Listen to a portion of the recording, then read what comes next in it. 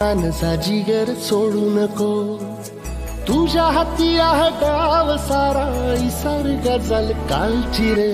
देवा काळजी रे माझ्या देवा काळजी रे, देवा काळजी रे माझ्या देवा काळजी रे.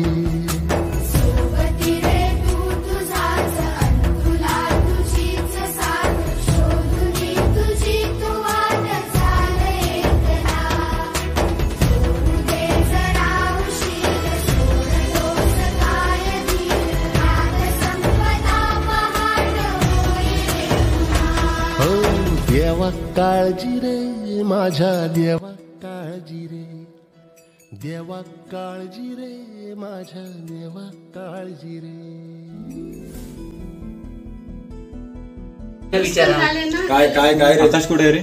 आकाश तिकडे आहे, आपल्या गाडी सोबत आहे. ते काही नुसतं ते कपाट आम्ही सबट पूर्ण समोर काय नाही समोर टाकून दिलं काय काय काय सांगायचं. नाही तुम्ही लक्षात काय करा, लक्षात घ्या. तुमच्या काय यादी तुमचे उपसरपंच आहे तुमच्या गावात उपसरपंच पलीकडे गेला ना मला द्या काय नुकसान झालं त्याची माहिती घ्या. सूचना आल्या तुम्ही लक्षात घ्या की आता तुम्हाला मुळात पहिला एक महत्वाची कळकळीची विनंती की आता कसं आहे की तुमचं खूप प्रचंड नुकसान झालं, मला ते कळतंय.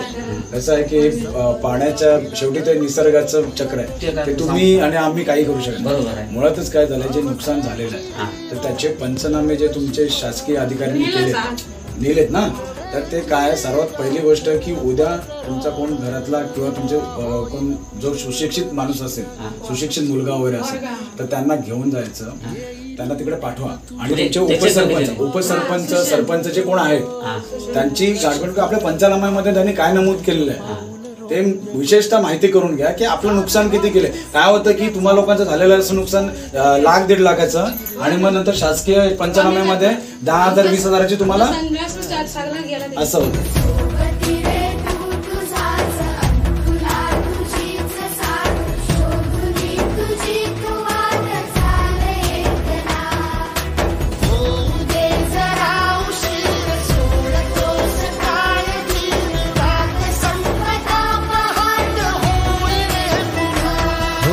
देवा काळजी रे माझ्या देवा काळजी रे.